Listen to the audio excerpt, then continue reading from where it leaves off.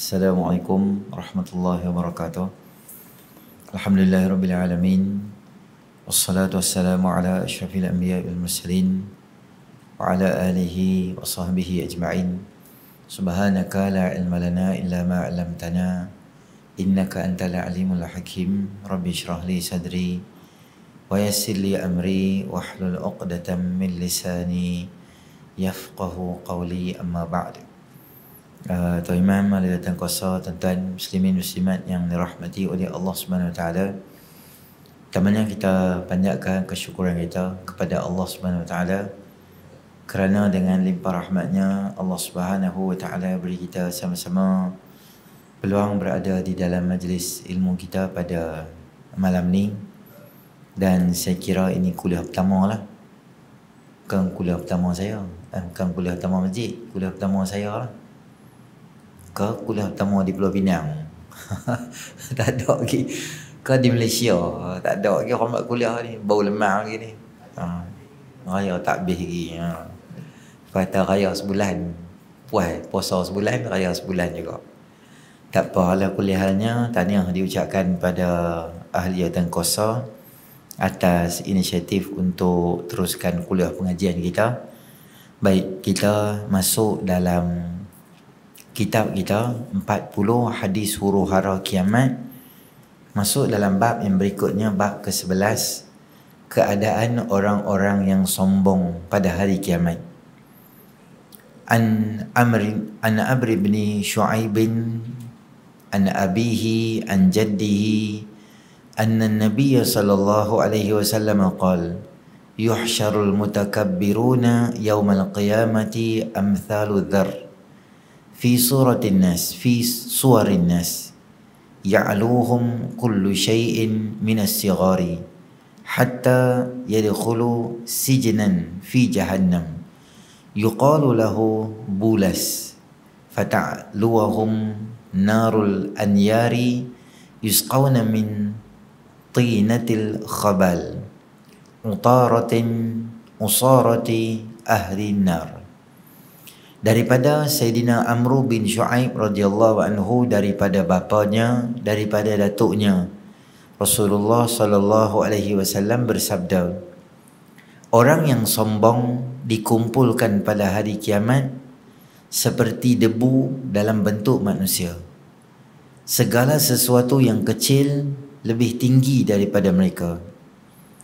Kemudian mereka masuk ke dalam penjara di dalam api neraka Jahannam yang disebut sebagai bulas.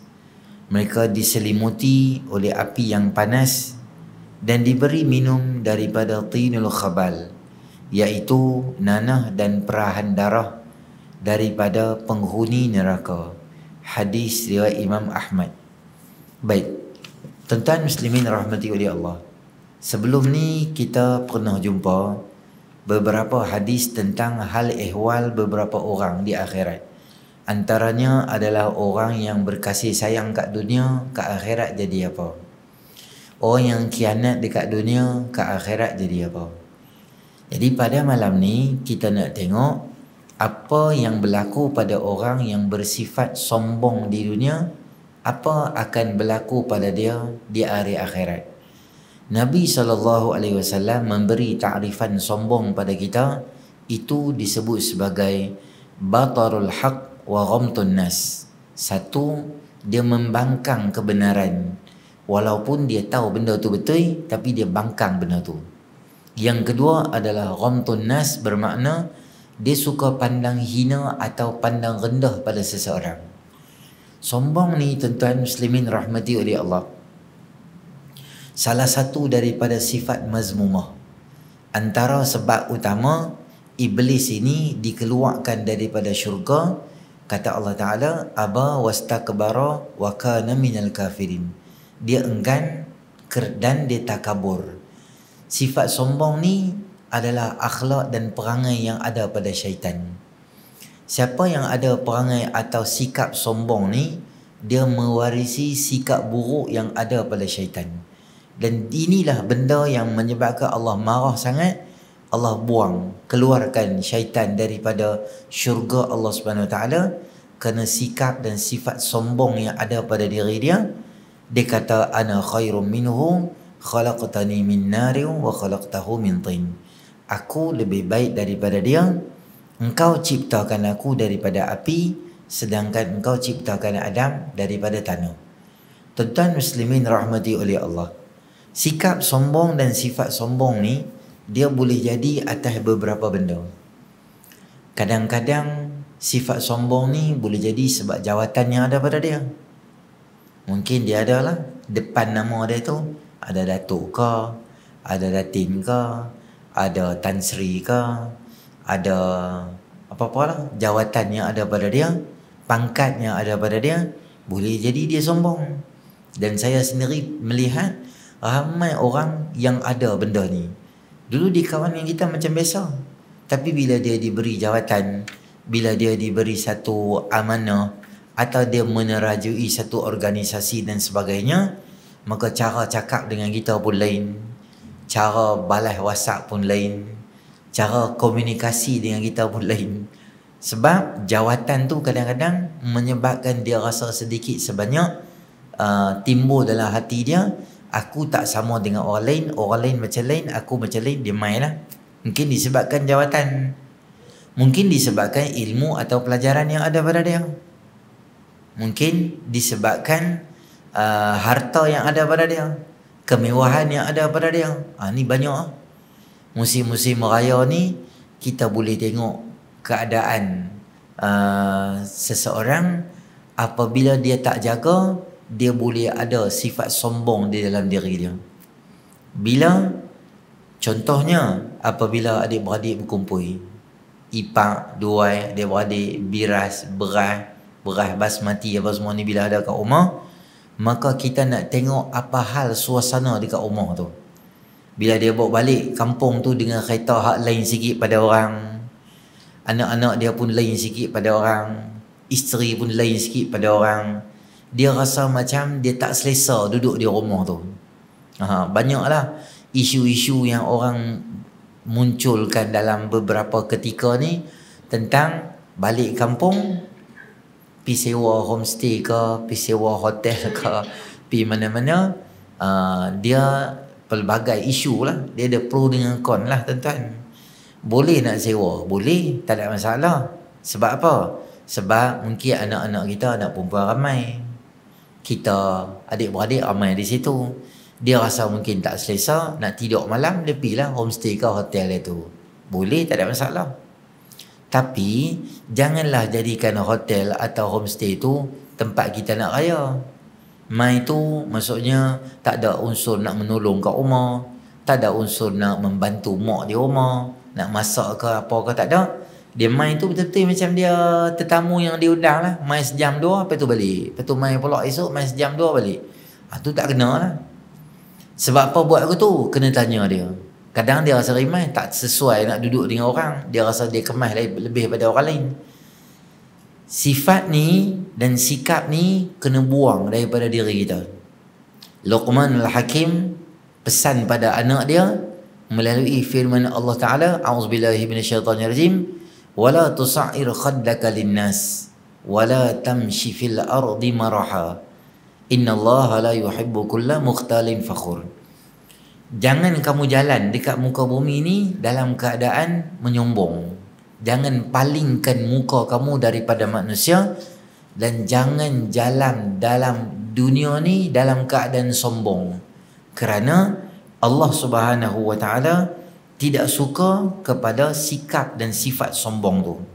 Dan Allah Taala sebut waqsid fi mashyika waqdud min sautik inna ankaral aswati la sautul hamir. Bila jalan jangan hentak-hentak jalan. Hentak jalan bermakna menunjukkan kata dia hebat, supaya orang tengok dia, supaya orang tahu kata dia hebat lebih daripada orang. Waqdud min sautik, dan apabila cakap jaga volume suara kamu, jangan terlalu tinggi sangat dengan niat untuk menghina orang. Tak kira lah orang tu siapa saja. Kadang-kadang kita pergi R&R orang ramai, biasalah. Musim-musim raya ni semua tempat orang ramai, Semua tempat orang nak guna kemudahan yang betul. Jadi walaupun hang ni ada jawatan yang besar, walaupun hang ni ada latar belakang yang hebat dan sebagainya, maka jangan rasa diri tu lebih daripada orang yang lain. Semua sifat-sifat ni kita kena bungkui, buang di tepi. Sepatutnya habis Ramadan dia ajak kita supaya menjadi insan yang hebat. Baik. Sebab dalam hadis ni Nabi SAW sebut balasan orang yang sombong dan dia rasa diri kat dunia ni, dia rasa besar diri, dia rasa besar kepala, dia rasa jawatan dia dan sebagainya. Apa hal keadaan mereka kat akhirat ni? Orang yang sombong dikumpul pada hari kiamat seperti debu dalam bentuk manusia. Sebab apa Allah kecilkan mereka dalam bentuk debu yang kecil, halus nipis? Kerana dunia lu hang buat kemah. Dunia lu hang besarkan diri. Dunia dulu hang rasa jawatan hang besar, ada pangkat hang besar, kuasa hang besar, apa sahaja hang rasa besar, maka dia akhirat esok Allah kecilkan dia, jadikan dia dalam bentuk debu. Dan lebih parah lagi, segala benda yang kecil tu, maka mereka tu lebih kecil daripada benda tu. Apa saja benda kecil, dia kecil halus, tapi dalam bentuk manusia. Dan dah di mahsyar jadi dalam keadaan macam tu. Kemudian mereka dimasukkan pula dalam penjara yang disebut sebagai bulas.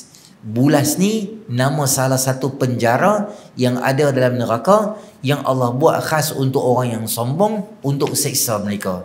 Apa benda yang mereka akan dapat nanti di akhirat sebagai hidangan makanan dan minuman adalah nanah dan darah daripada perahan nanah dan darah dan luka daripada ahli neraka jahanam hadut ada tu.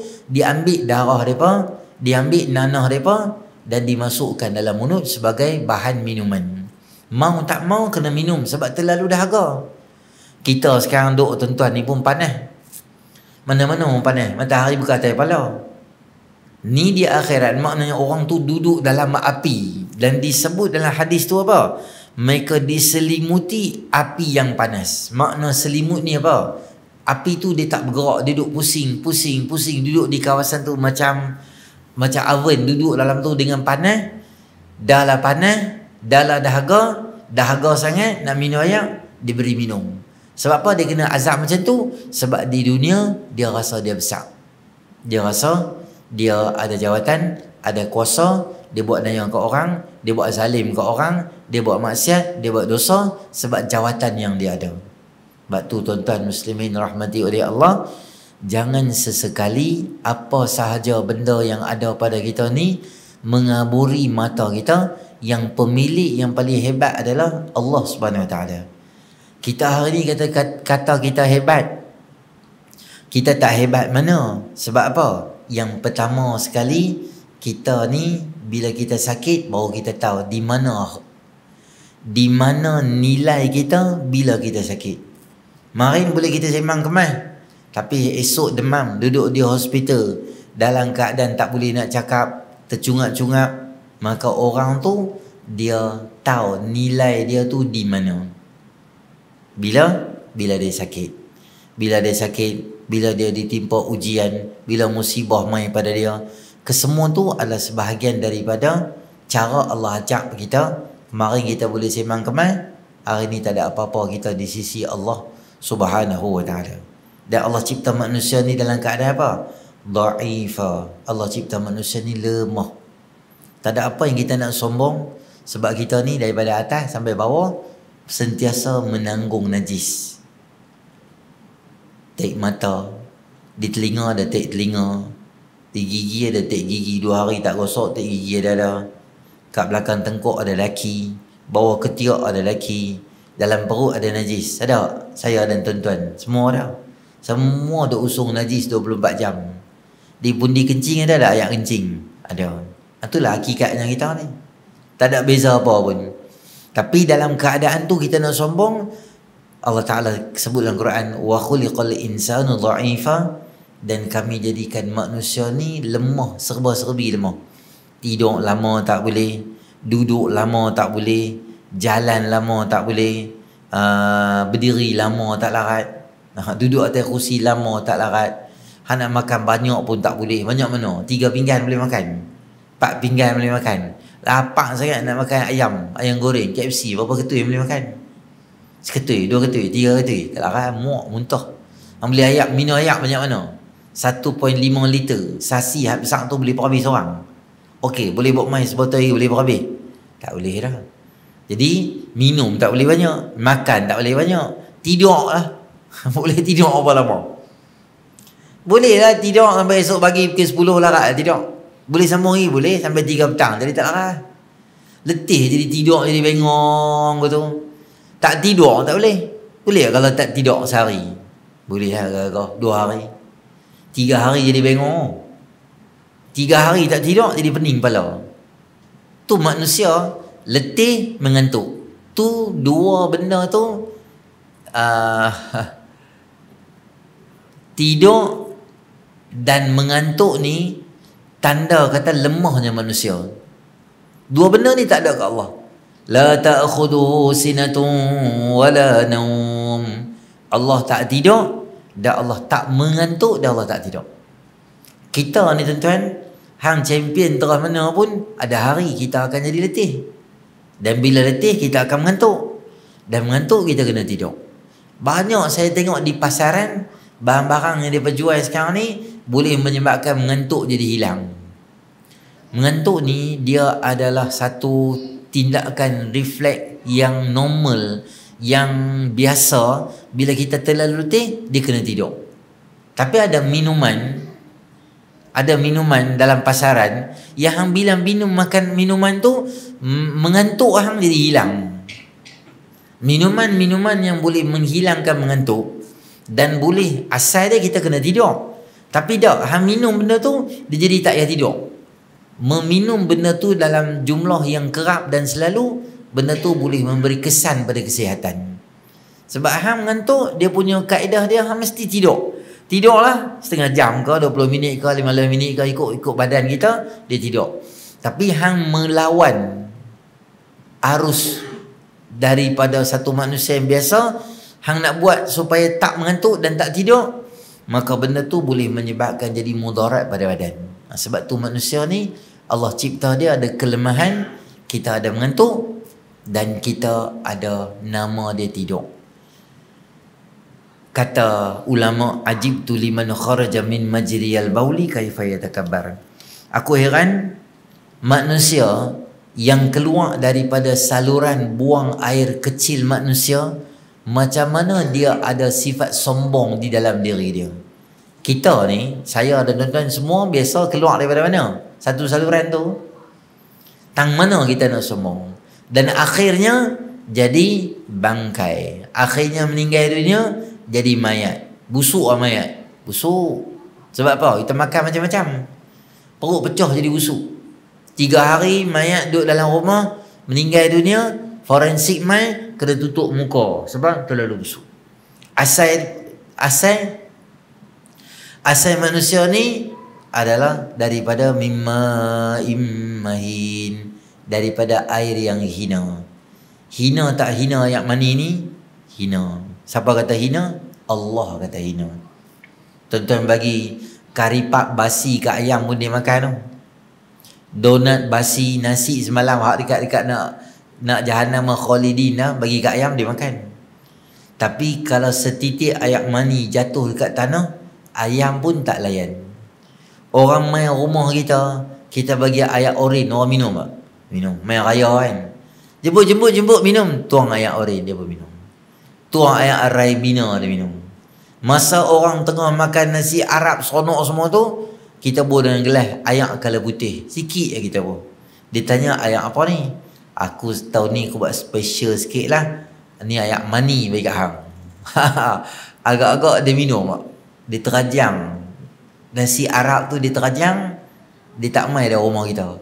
Sebab orang tak mau benda tu. Itulah sebenarnya hakikatnya kita.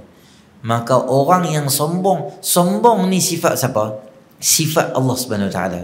Al-Kibriya, Al-Mutakabbir. Tuan-tuan baca dalam Asmaul Husna, Mutakabbir ni siapa? Sifat Allah. Boleh ke? Boleh. Sebab memang Allah yang ada. Allah pemilik langit bumi. Allah memiliki perbendaharaan langit dan bumi. kekayaan, kemewahan, kesenangan, kesihatan, semua benda yang ada kat dunia ni milik Allah. Maka layaklah sifat tu dengan Allah. Kita hari ni apa benda yang kita ada? Saya ada kereta, saya ada motor. Kereta bukan kita punya. Kalau kereta kita punya, kereta takkan rosak. Kalau motor kita punya, motor takkan rosak. Badan kita punya ke? Bukan. Badan kita tu pemilik dia adalah Allah. Kalau badan kita milik kita, dia ikut cakap kita, badan jangan sakit, dia tak sakit. Tapi sakit tak? Sakit. Maknanya ada orang, ada kuasa lain yang menjaga dan mentadbir kita. Itulah Allah Subhanahu Wa Taala. Jadi kita tak memiliki apa-apa. Peliknya bila seseorang tu dia tak memiliki apa-apa tapi dia sombong. Hak tu yang pelik tu. Lebih Allah Ta'ala marah ni apa dia? Orang fakir, orang miskin yang dia sombong pada Allah Ta'ala. Dalam dunia ni tak ada benda apa, susah. Dan dalam masa yang sama sombong. Semayang dah, ibadat dah, banyak benda-benda kita buat, kita sombong pada Allah Subhanahu Wa Ta'ala. Dan lagi, hal yang demikian ini kerana sifat sombong adalah sifat khusus milik Allah yang membawa maksud hanya Allah layak bersifat sombong kerana dia pencipta segala-galanya, sementara makhluk yang lemah berasal daripada air yang hina seperti manusia tidak layak untuk sombong. Sombong dapat diartikan tidak menerima kebenaran. Yang macam saya abang tadi itu nama dia apa? Batarul haq wa ghamtun nas. Dan tidak menerima kebenaran walaupun dibuktikan, lebih teruk lagi memandang hina sesama manusia. Menurut pengarang Raghib Asfahani dalam kitab Mufradat Al-Quran, sombong ialah seseorang yang bangga dengan dirinya dan memandang dirinya lebih besar daripada orang lain. Sombong yang lebih parah adalah sombong pada Rabb, menolak kebenaran dan angkuh untuk tunduk kepadanya, sama ada untuk taat maupun untuk mengesaukannya. Sementara dalam kitab Ihya, Imam Ghazali mendefinisikan sombong satu sifat yang ada dalam jiwa. Ia tumbuh daripada penglihatan nafsu yang nampak dalam perbuatan lahir. Jadi tuan-tuan muslimin rahmati wa Allah, kesimpulan kita boleh habaq, sifat sombong ni adalah lawan dia adalah sifat tawaduk. Nabi SAW, martabat Nabi ni kalau nak sombong kalau nak sombong selayaknya boleh ada dah. Sebab semua kehebatan ada kat Nabi. Dengan ketua segala nabinya, dengan naik atas Isra Mi'raj lebih daripada malaikat Jibrilnya, dengan nama Nabi letak sebelah nama Allah Subhanahu Wa Taala. Kalau manusia biasa ada keistimewaan ni, tak mustahil manusia tu dia boleh sombong. Tapi yang kata Nabi SAW, walaupun pelbagai cara untuk Nabi ni rasa dia hebat, tapi Nabi tetap SAW orang yang sangat rendah diri. Dalam Syama'il disebutkan bahawa ada satu orang perempuan yang dia tu kalau bahasa kita OKU lah. OKU macam pemikiran dia macam antara betul dan tak betul gitu. Dia panggil Nabi SAW. Nabi ni pemimpin umat yang paling besar, pemimpin dunia paling besar. Perempuan tu panggil, Nabi on the spot respon pada dia, dan Nabi duduk di tepi jalan, di Turuqat, duduk di tepi jalan, dengar masalah dia. Padahal Nabi boleh je minta Sayyidina Abdul Rahman bin Auf ke, minta siapa-siapa sahabat yang besar-besar, tolong settle Ustaz masalah dia ni. Tak, Nabi sendiri ambil berat duduk. Padahal tu bukan orang penting pun.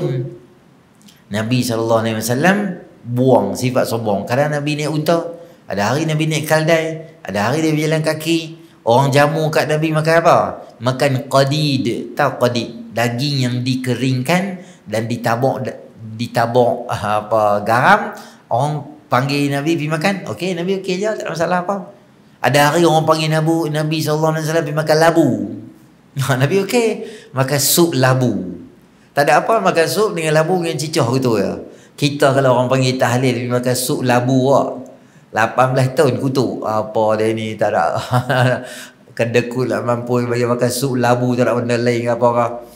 Sehingga Sayyidina Anas bin Malik kata, apabila aku melihat keinginan dan seronoknya Nabi SAW makan labu, maksudnya makanan sampai, Nabi ambil makan, Nabi ambil makan, Nabi ambil makan. Macam Nabi macam berselera sangat makan labu ni. Maka start daripada hari tu, aku tune perasaan aku dan keinginan aku. Aku pun jadi orang yang suka makan labu. Sebab Nabi SAW suka makan labu, aku pun teringin nak makan labu tu. Biasa je. Nabi tak mesti. Kita tuan-tuan kalau orang panggil kenduri kahwin, tanya dulu, kenduri kat mana? Kenduri kat hotel raya? Okey lah, insyaAllah lah saya sampai. Kenduri kat mana? Kenduri kat Dewan Rakyat Jalan Patani. Boleh insya-Allah. Pandari tukang masak siapa? Ingat ambil Umi Seka. Insya-Allah tu saya sampai tu. Tapi kenduri kat mana? Atas market flat tengki. Flat tengki. Tengoklah lu, tengok macam mana. Hari tu rasa aku nak pergi tempat lain tu tak ada tu.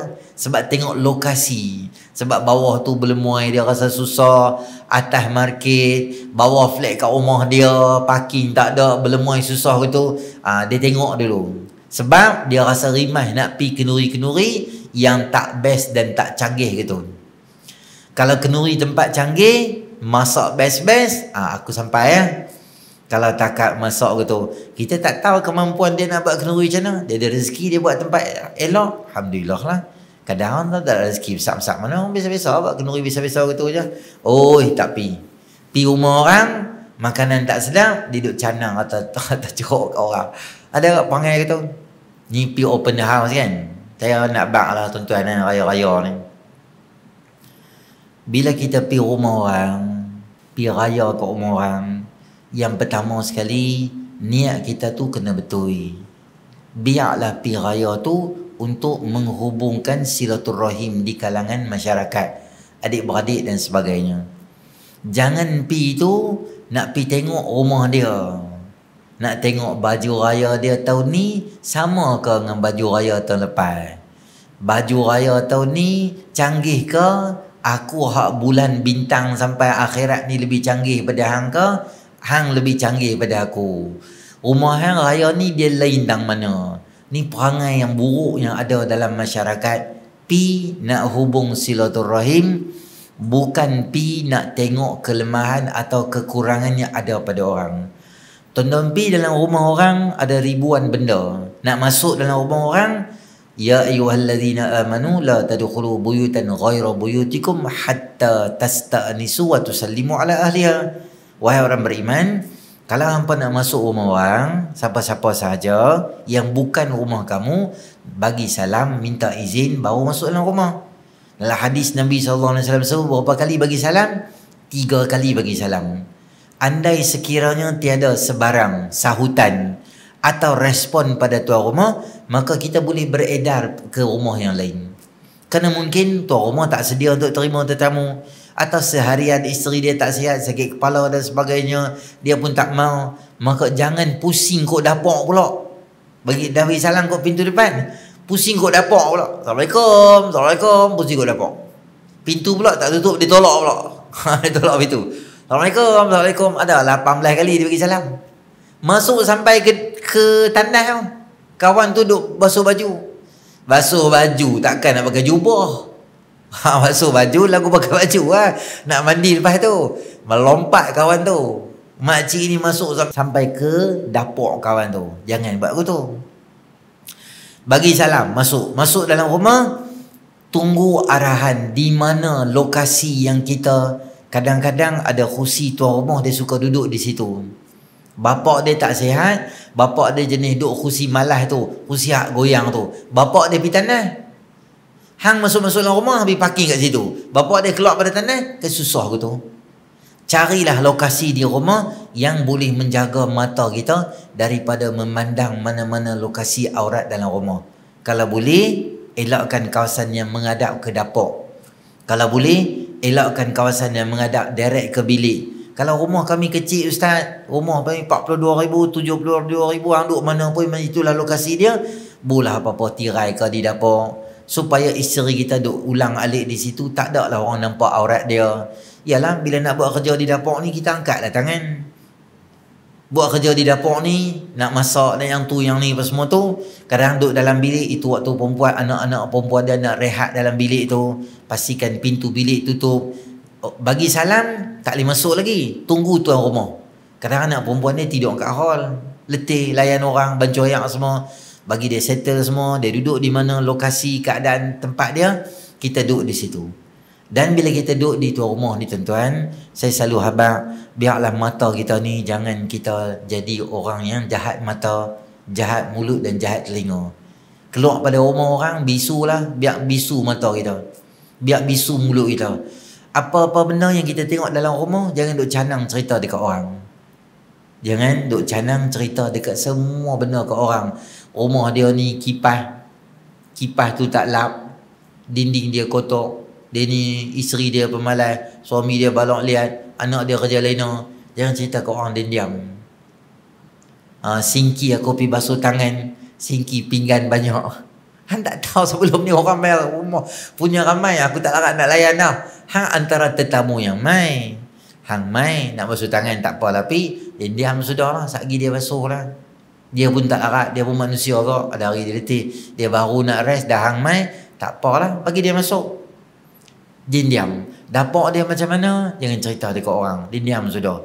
Suami isteri sembang apa, anak-anak sembang apa kita dengar di rumah tu, kita tinggal benda tu di rumah, maksudnya tinggal telinga kita, kita balik, jangan bawa telinga kita pergi duk cerita dekat orang. Dan yang ketiga, mulut kita sama juga. Jangan apa aku pergi rumah dia kuih raya macam ni, aku pergi rumah dia, ayak dia bancuh kat aku, ada ke dia buat TO kat aku main penat-penat. Jangan cerita apa. Makanan Nabi SAW sedap, Nabi makan. Tak, Nabi akan tinggal sahaja. Jangan komplain. Sebab kita tak tahu kemampuan ekonomi seseorang. Duit dia banyak mana habis. Sebelum raya jadi apa, mungkin rumah dia ada masalah, mungkin mak dia ada masalah, mungkin kakak dia ada masalah, abang dia ada masalah. Duit dia tolong sini, tolong sana. Kita pergi, alhamdulillah, layan tetamu dan balik. Kalau ada anak-anak, tolong perhati anak-anak kita. Jangan masuk rata, jangan pijak kucing orang, jangan bagi makan dekat akuarium rumah orang. Abang ni, kawan tu bagi makan lah. Jadi anak kita tengok makanan tu ada, dia pergi tuang. Kena pula ikan mas, 4 kali bagi makan, arwah balong tu. Kedua dia pergi, semua dia bagi makan. Jangan. Tak suka ni yang buat. Ada orang dia suka kita pegang kucing dia, ada orang dia tak suka kita pegang-pegang kucing dia. Hampir rumah dia, pesan dekat anak-anak macam mana adab kita duduk di rumah, dan janganlah duduk terlalu lama sangat. Rumah adik-beradik kita, anak-anak dia pun lena. Dia tu sampai menerak atas meja lah, tak mau nak balik lagi. Jadi 12.30, anak-anak dia pun dia pesan lah, ambil main tikap buat depan, toto-toto semua butang tu lah. Kok-kok lah dia ni sedap. Dia apa-apa ambil toto, boleh empat. Dia boleh kata pula, oi nak tidur, awal nak tidur, anak-anak hang tidur. Agak-agak abang, 1.15. Awal apa? Hang pergi balik lah. Ada jenis tu, jenis ada orang jenis tak faham. Dia jenis kena habaq. Dia macam jenis tu lah.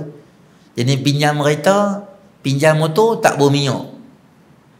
Dia pinjam full, masa nak bagi kat kita dia jadi bloody full. Dia bagi saja. Terima kasih nah. Minyak tu kita start tu dia bunyi lah. Bukan oren merah lah. Dia jenis tak erti kita kena habaq. Ni minyak ni aku bawa full, sekali nak bagi, hang bobol lah full balik. Cakap ke tu, dia ada orang jenis tak erti. Ada orang jenis cedik kak. Dia main rumah jenis tak erti balik. Nah, dia duduk rumah orang kita kena habaq ni. Ni sekarang pukul 1.30 kami nak tidur. Kalau hang boleh balik, baliklah. Kalau hang tak, aku nak buang hang guni nak lempak kat luar. Jadi kena habaq tu baru boleh balik. Atau macam-macam lah cara kita pun buat menguap tak jalan. Buat tengok jam tak jalan. Kita pun pergi luar kata, buka-buka pintu lampu luar apa semua, nampak macam nak keluar. Tinggal kita seorang, dia duduk ada dalam. Jenis ni memang kita kena habaq lah abang. Sekarang ni jadi aku rumah orang kaya, aku pun tak tahu sembang apa orang, pergi balik gitu lah. Mudah. Jadi itu adab bila kita pergi. Jangan kita rasa pergi tu dengan sombong. Kita rasa mesti kita dilayan dengan baik. Kadang-kadang tuan rumah lah, open house lah, yang tu yang ni banyak benda tu ada. Pastikan makanan-makanan tu yang kita hidang tak membazir, dan ambil makanan tak membazir. Sate lah saya tengok kadang-kadang mentang-mentang free, dia tabur 15 sate, 20 sate, tak makan pun. Beli makan 3 cucuk, buang. Lagi anak dia pergi ambil lagi, buang. Di tong sampah tu berlambak-lambak, benda elok-elok lagi. Maka jangan kita jadi orang yang membazir dalam suasana hari raya nak main ni. pi rumah orang, jaga adab kita bagi elok. Dan yang paling penting sekali, jangan lupa apa? Puasa 6 kita lah. Dalam seronok kita nak raya-raya ni, puasa 6 tu kita usahakan kalau boleh kita dapat puasa dengan sempurna. Dia benda sunat ni macam itulah tuan-tuan. Benda fardu dia susah nak buat untuk orang yang jarang semayang. Orang jarang semayang, orang jarang puasa, dia susah nak puasa. Dia susah nak semayang. Dia memang jenis tak semayang. Tuan-tuan nak suruh dia semayang ni susah. Tapi kita ni orang duk selalu semayang ni, dia mudah nak semayang tu, dia tak susah, senang, dia boleh lah, tak berat. Tapi kita rasa berat nak semayang sunat. Macam mana orang yang jarang semayang fardu, dia berat nak semayang fardu. Kita selalu semayang fardu, kita rasa berat nak semayang sunat. Orang yang jarang puasa Ramadan tu beban yang besar untuk dia. Tapi untuk orang yang selalu puasa, dia tak rasa Ramadan tu beban. Tapi puasa 6 tu yang dia rasa lebih susah dan payah. Jadi tuan-tuan carilah ruang masa yang sesuai supaya sepanjang-panjang Ramadan ni boleh kita untuk boleh cari ruang untuk puasa lah. Ikutlah Isnin Khamis boleh, nak puasa direct boleh, tak puasa direct boleh, puasa macam mana pun boleh. Janji sepanjang Syawal tu kita ganti puasa kita balik. Dan itulah kena kuat sikit lah. Kadang-kadang puasa dah, lagi dia ni ajak itulah, dah makan lah apa semua, dah lah aku tu ya. Cari ruang supaya kita jangan terlepas berkaitan dengan puasa 6. Jadi InsyaAllah nanti dalam siri akan datang nanti kita akan tengok apa hal keadaan orang yang baik pula. Antaranya orang yang baik itu adalah orang yang mati syahid. Apa yang berlaku pada dia di akhirat esok. Sehingga nanti di akhirat dia akan request dekat Allah SWT supaya berulang-ulang dia mati, dia nak dapat nikmat mati syahid tu, dia nak hidup balik, dia nak mati, dia nak dapat nikmat mati syahid tu, dia nak kalau boleh berulang-ulang benda tu jadi pada dia, kerana nikmatnya orang yang mati syahid untuk mempertahankan agama Allah SWT. Dan lagi bab berkaitan dengan orang yang enggan bagi zakat, apa hal keadaan dia nanti di akhirat, nanti kita akan tengok. Dan hadis berkaitan dengan orang yang akan jadi muflis di akhirat nanti, ada beberapa golongan yang okey dan tak okey suasana dia di akhirat. Jadi tuan-tuan muslimin rahmati oleh Allah Subhanahu Wa Taala, satu juga saya nak pesan berkaitan dengan suasana kita ada sekarang ni. Banyak saya tengok isu berkaitan dengan istiqamah dalam amalan ni. Kita boleh buat banyak amalan Ramadan, kita boleh semayang banyak, tarawih banyak dan sebagainya. Cuma selepas daripada Ramadan ni, kita ada beberapa benda yang kita rasa payah nak buat. Antaranya adalah untuk istiqamah nak meneruskan sesuatu amalan. Antaranya adalah solat berjemaah bagi lelaki. Biasanya semangat kita untuk Ramadan tu dia akan mula hilang dan pudar apabila masuk dalam bulan Syawal. Bila masuk dalam bulan Syawal, semangat untuk kita ni buat puasa, semangat untuk kita ni qiyamul lail, semangat untuk kita ni buat perkara sunat, semangat untuk kita buat sembahyang berjemaah terutamanya, dia akan mula hilang sedikit demi sedikit. Jadi tuan-tuan muslimin rahmati oleh Allah, jangan cuba kita hilangkan amalan yang telah kita buat secara istiqamah. Sebab benda yang istiqamah ni bila kita nak buat dia payah. Bila Nabi SAW ditanya tentang sebab apa Nabi beruban, Nabi ada lebih kurang 21 helai rambut uban. Ketika hampir-hampir wafatnya Nabi SAW ada 21 uban. Orang tanya dekat Rasulullah sallallahu alaihi wasallam, sebab apa kamu beruban wahai Rasulullah? Maka Nabi sallallahu alaihi wasallam sebut, syayyabatni Hudun wa akhawatuha. Yang telah menyebabkan aku jadi uban ni adalah surah Hud dan beberapa surah yang seangkatan dengan dia. Kata ulama, apa yang menyebabkan surah Hud tu menjadi sampai berubah Nabi? Ada satu ayat yang Allah Ta'ala sebut, fastaqim kama umirta wa man taba ma'aka wala tatghaw. Hendaklah kamu beristiqamah seperti mana yang diarahkan oleh Tuhan kamu kepada kamu. Nak abang kata istiqamah ni punya susah dan payah, sehingga mentadabur ayat-ayat berkaitan dengan surah Hud, terutama berkaitan bab istiqamah ni, menyebabkan Nabi SAW berubah rambutnya baginda. Jadi memanglah kita boleh buat sesuatu benda, boleh baca surah Al-Mulk, boleh bersemayang tarawih, boleh qiyamul lail 10 malam boleh buat, tapi nak berterusan buat benda tu bukanlah satu benda yang senang. Sama ada kita kena paksa diri kita, dan nombor dua, kena selalu doa pada Allah SWT supaya dimudahkan untuk kita ni meneruskan amalan tersebut.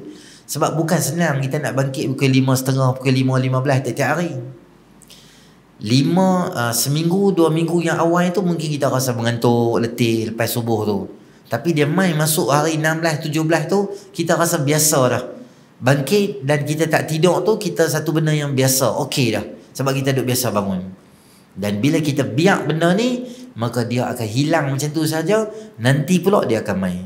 Jadi usahakan kalau boleh, kita bangun awal sikit lah. Walaupun tak bangun pukul 4.15, pukul 4 macam kita buat qiyamul lail. Paling kurang pola azan pukul 6, 5.45 kita boleh bangun. 5.50. Paling tak ada kita dapat 2 rakaat yang ringkas. Itu pun sangat baik sebagai permulaan istiqamah, supaya kita tak menjadi hamba yang hanya ibadah dalam bulan Ramadan, tetapi hamba yang sentiasa ibadat pada Allah, bukan kira masa dan hari, tetapi sentiasa beribadat pada Allah Subhanahu wa ta'ala. Baik, insya-Allah kita berhenti di situ dulu. Yang baik pada Allah, yang kurang sempurna tu atas kelemahan saya sendiri. Auzubillahi minasyaitonir rajim. Bismillahirrahmanirrahim. Alhamdulillahirabbil alamin. Wassalatu wassalamu ala asyrafil anbiya'i wal mursalin wa ala alihi ajma'in. Allahumma anfa'na bima 'allamtana wa 'allimna ma yanfa'una wa zidna ilma. Rabbana atina fid dunya hasanah wa fil akhirati hasanah wa qina adzaban nar. Wa sallallahu ala sayidina Muhammadin nabiyil ummi wa ala alihi ajma'in. Walhamdulillahirabbil alamin.